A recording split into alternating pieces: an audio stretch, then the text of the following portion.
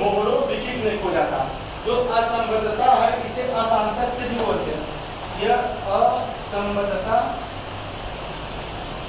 ये जो असंबद्धता है, डिसकंटिन्यूटी है, या इसे हम क्या बोलते हैं, असांतत्य।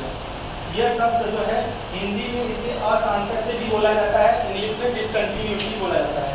ठीक है, इसके बारे में सबसे पहले किसने खोजा था? जो घनत्व संबंधी असंबद्धता है, इसके बारे में सबसे पहले 1909 ईस्वी में मोहरोविकिक जोग्राफर जो थे, इन्होंने खोज कर बताया था। इन्होंने सबसे पहले खोजा था, इसीलिए इन्हीं के नाम पर क्रस्ट और मेंटल, यह क्रस्ट है और यह मेंटल है, इनके बीच में जो घनत्व संबंधी असंबद्धता देखने को मिला है उसे बोलते हैं मोहो असंबद्धता। ठीक है, मोहो डिसकंटिन्यूटी। ये बात क्लियर हुआ?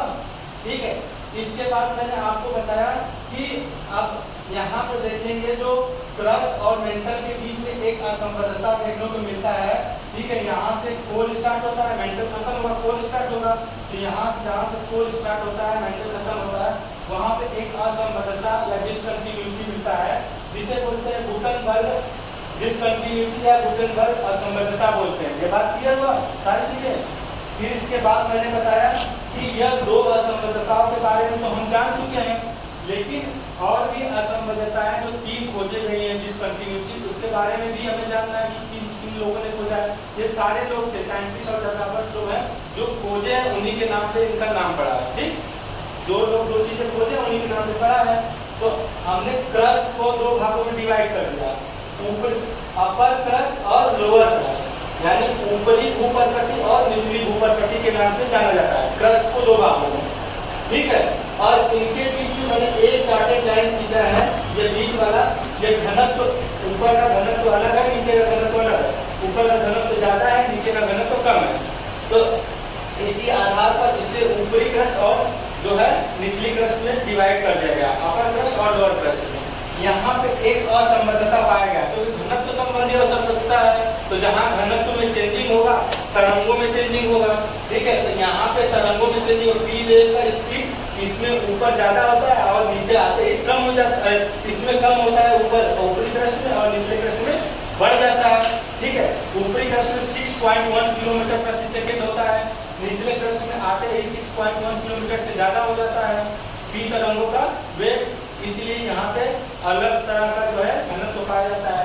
और यहाँ पे जो असंबद्धता पाया जाता है, डिसकंटिन्यूटी पाया जाता है। डिसकंटिन्यूटी का मतलब होता है कि आपका जो है वहाँ पे घनत्व संबंधी जो है परिवर्तन, तो इसे बोलेंगे कोनराड असंबद्धता या कोनराड डिसकंटिन्यूटी।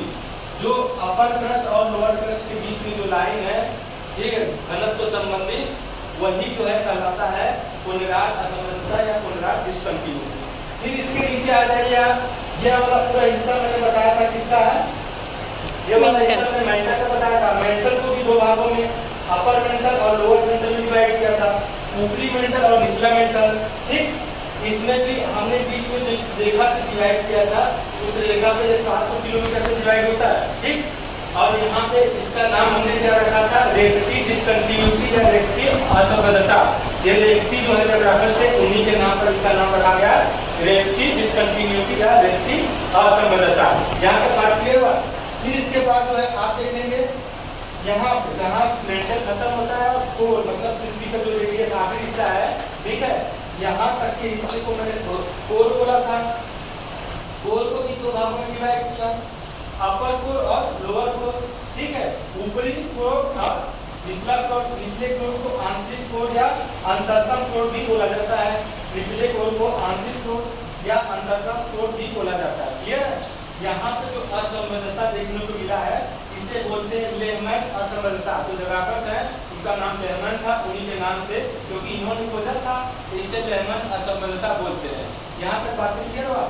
देखिए, उसके बाद मैंने सबका डिस्टेंस अलग अलग लिखकर जो है शो कराया है। इस डिस्टेंस को भी देख लीजिए, डिस्टेंस है क्या। देखिए, हमने सबसे ऊपर वाले हिस्से को 0 किलोमीटर माना है। यहाँ से शुरू होता है जो समुद्र का सतह होता है, ठीक है, सी लेवल होता है, वहाँ से लेके लगभग 30 किलोमीटर औसतन जो गहराई है, वहाँ तक हमने क्रस्ट को माना है, जिसमें महाद्वीपीय और महासागरीय क्रस्ट दोनों शामिल है। महाद्वीपीय क्रस्ट मैंने औसत ऊंचाई 30 किलोमीटर और महासागरीय का औसत ऊंचाई गहराई 5 किलोमीटर माना है। ये लेके 2900 किलोमीटर तक क्या है आपका मेंटल का हिस्सा है। मेंटल को 3 हिस्सों में डिवाइड करेंगे, ठीक। उसमें 30 किलोमीटर से लेके 200 किलोमीटर तक, 200 किलोमीटर से 700 किलोमीटर तक, 700 किलोमीटर से 2900 किलोमीटर तक। इसको मैं अलग लिख कर समझाऊंगा कि है क्या।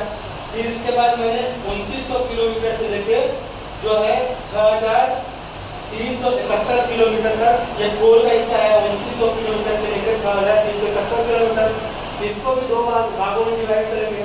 तो दो भागों में डिवाइड करेंगे तो देखेंगे कि यह जो है लेमन असंबद्धता वो पाया जाता है 5150 किलोमीटर, ठीक है। यहाँ पर इसके ऊपर का हिस्सा ऊपरी कोर का और नीचे वाला हिस्सा निचले कोर का कहलाएगा। ये बात क्लियर हुआ, ठीक है। तो यहाँ तक एक तो आपको 700 पे डिवाइडेशन मिल रहा है और एक आपको 5150 पे मिल रहा है, ठीक है। और एक यहाँ पे मिल रहा है।